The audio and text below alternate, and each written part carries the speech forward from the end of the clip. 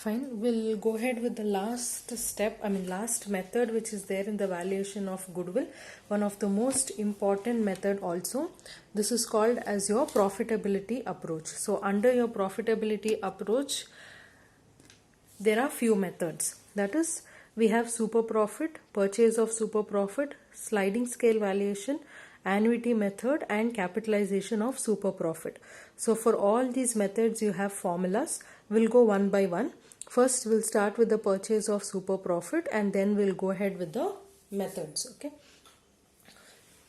So first I'll explain you what is the meaning of super profit. Super profit means anything which you earn more than your normal profit. Okay, the extra profit that you make, that is called as your super profit. Okay, that is the only difference between your super profit and normal profit. Now every year if I am making 50,000 as a profit, that becomes my normal profit.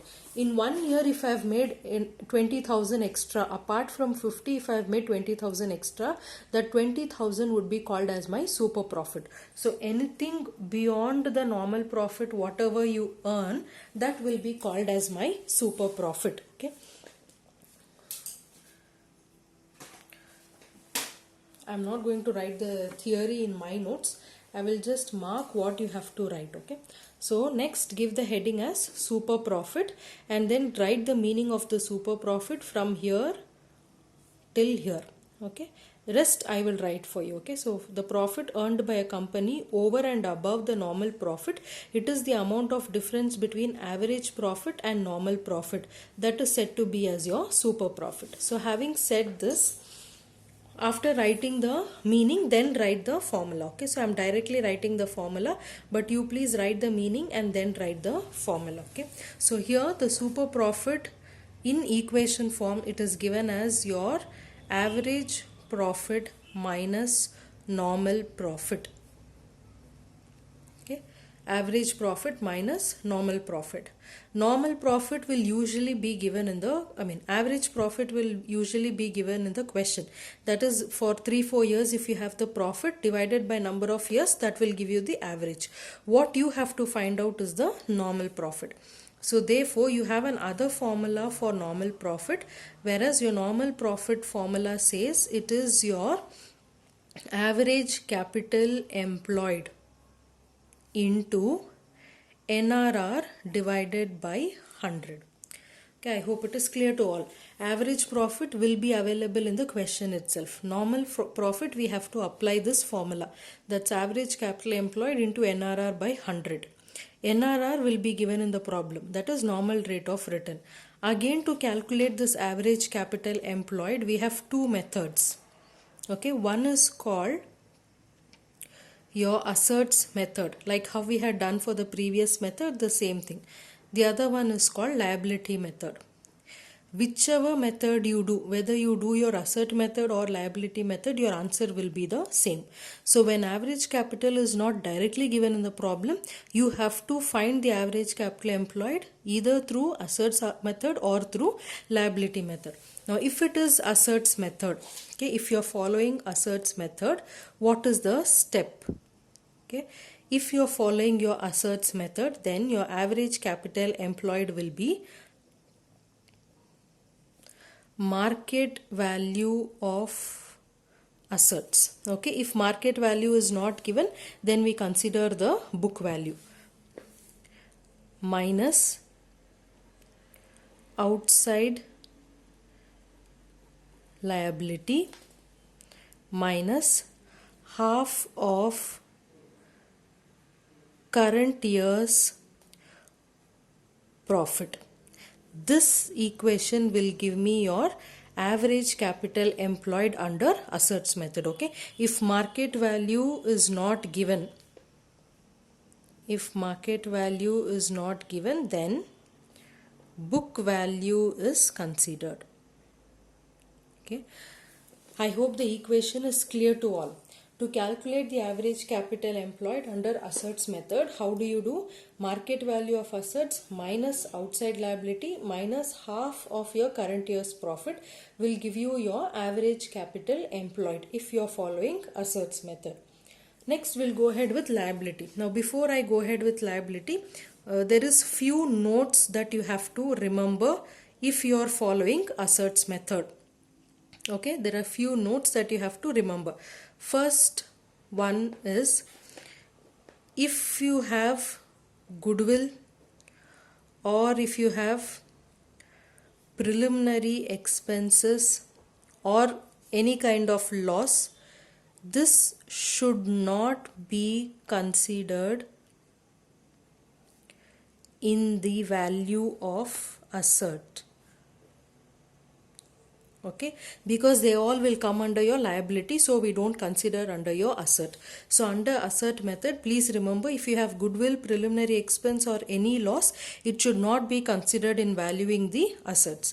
First note. Okay, second note is, if you have debentures or if there are any creditors or if there are any bills payable or if there is any bank OD which is given, or if you have provision for tax, again all this should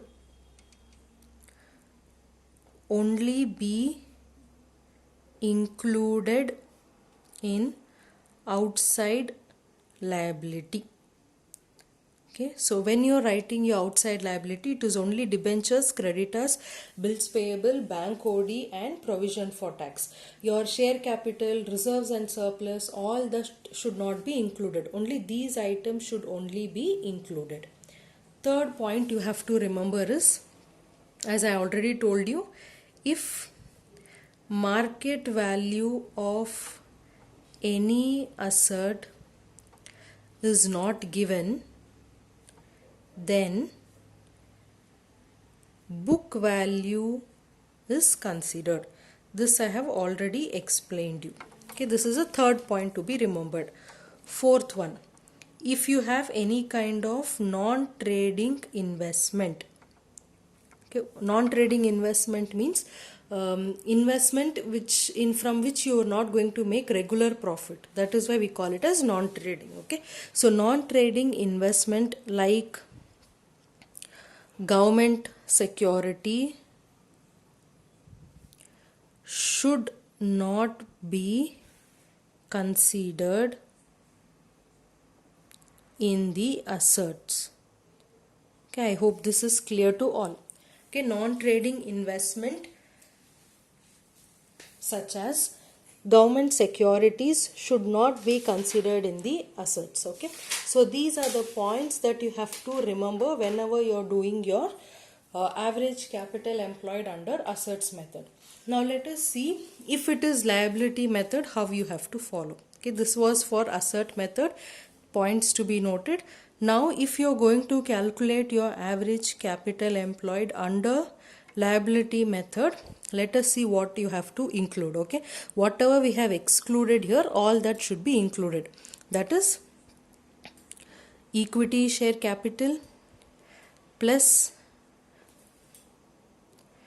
preference share capital plus reserves plus P&L. Okay, here I write only the profit. Okay, plus profit on revaluation of assert. All this is from the liability side, from which you have to minus if there is any goodwill, minus if there is any P&L which is loss. This is profit and this is loss. Then minus any kind of preliminary expenses, then minus loss on revaluation of asset, then minus half of your current year's profit. This half of current year's profit only will represent my average. So all this will give you your average capital employed. So if you are going to follow under your liability method, equity share capital, preference share capital, reserves, P&L, profit on revaluation, minus on the asset side goodwill, P&L loss, preliminary expense, loss on revaluation of asset, and then minus the current year's profit. That will give you your average capital employed. So whether you follow asserts method or you follow liability method, your average capital employed will have the same answer. Okay, so first write all these notes completely, and then I will go ahead in solving the problem. Okay.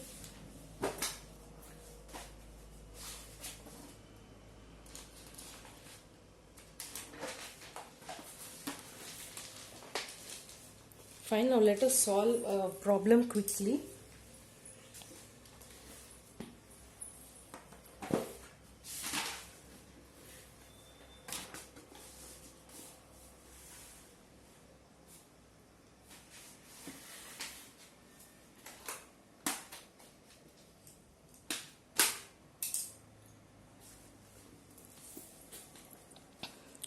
From the following balance sheet of Suresh company, compute average capital employed under assert method they have asked.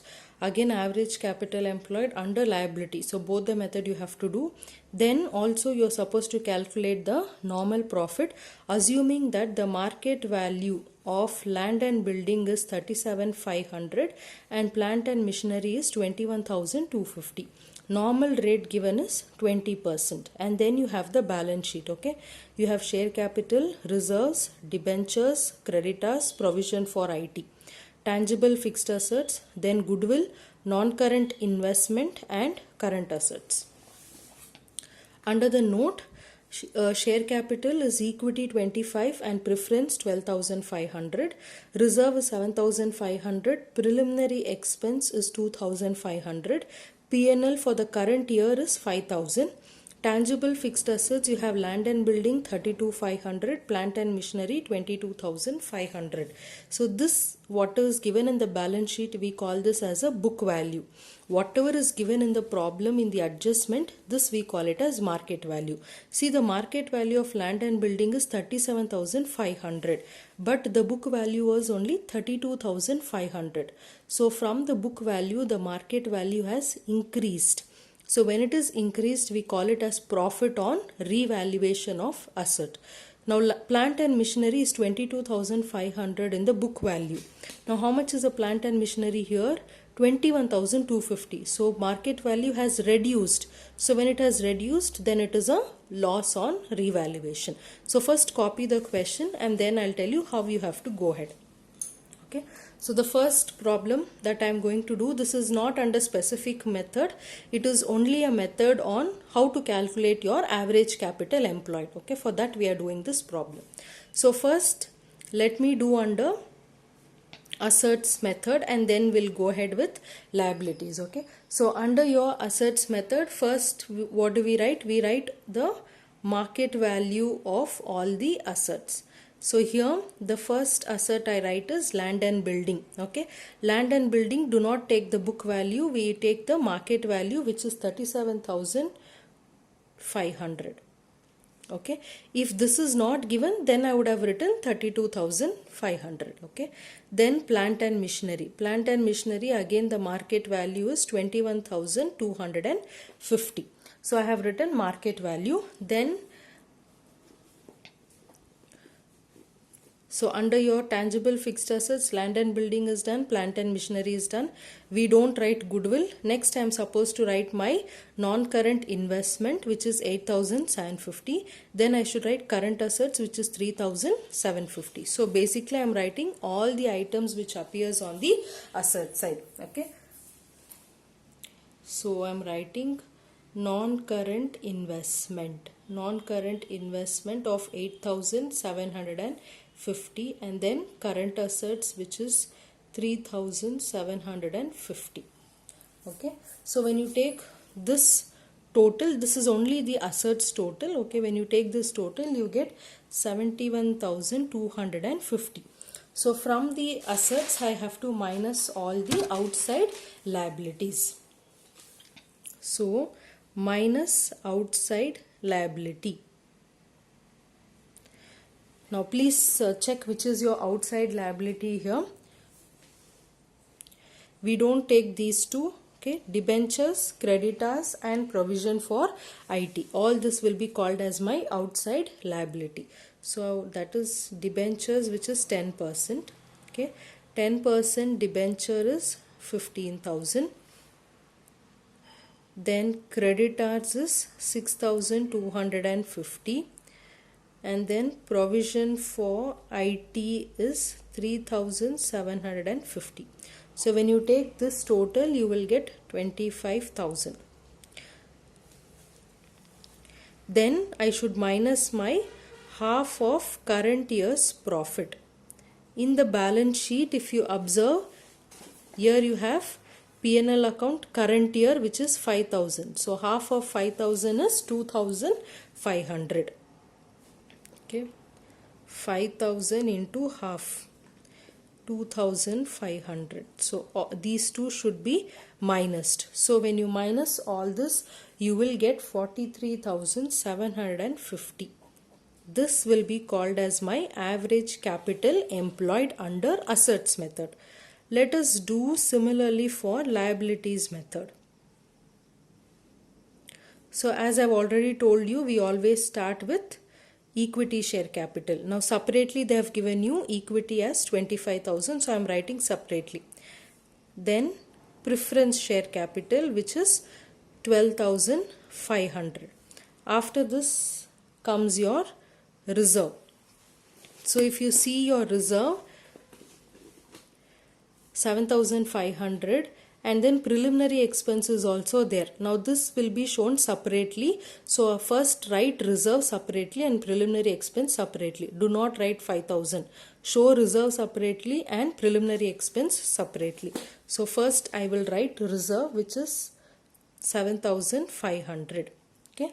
After reserve comes your surplus, which is my P&L, and I have to record only the profit. If it is a loss, it will come and you have to minus it. Since it is a profit, I am adding here 5,000.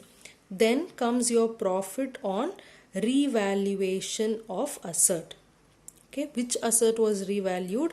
Your land and building. How do you tell? The market value of land and building is 37,500. Okay, but the book value was only 32,500. So if you observe these two, the market value has been increased. Increased by how much? Increased by 5,000 rupees. So it is my profit. Okay, so all this is done. So this total will be 55,000.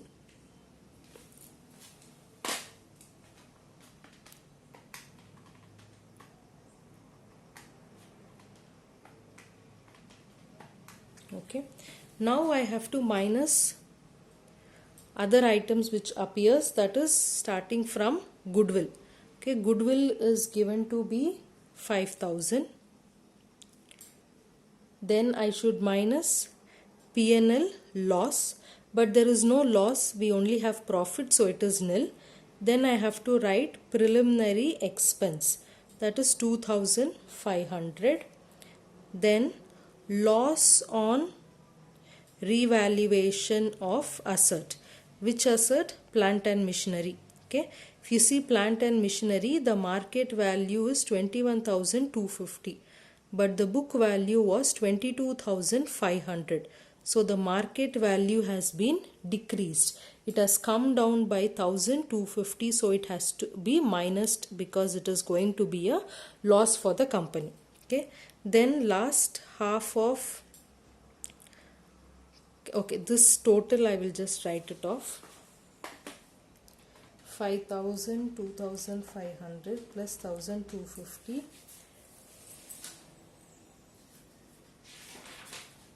You get 8,750. Minus half of your current year's profit. Okay, this is actually minus. Again, your half of current year's profit is 5,000. 5,000 half is 2,500. So here when you see, it should be 43,750. So 55,000 minus 8,750 minus 2,500, you get 43,750. This is again called as my average capital employed under liability. So whether you do under asset side or whether you do under liability side, you will still get the same answer. Okay, this is how you have to do your average capital employed if it is asked in the problem. Now in the same question, one more thing that they are asking you to calculate is a normal profit.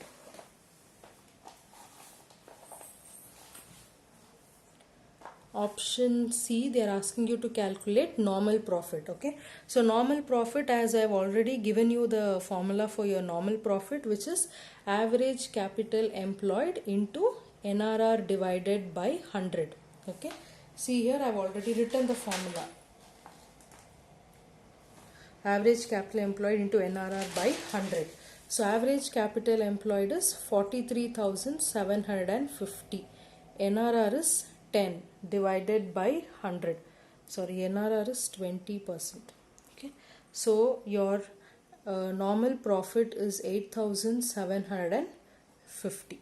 Okay, so this is how you have to do the problem if it is average capital employed. Okay, next video I will tell you how to do the purchase method under super profit.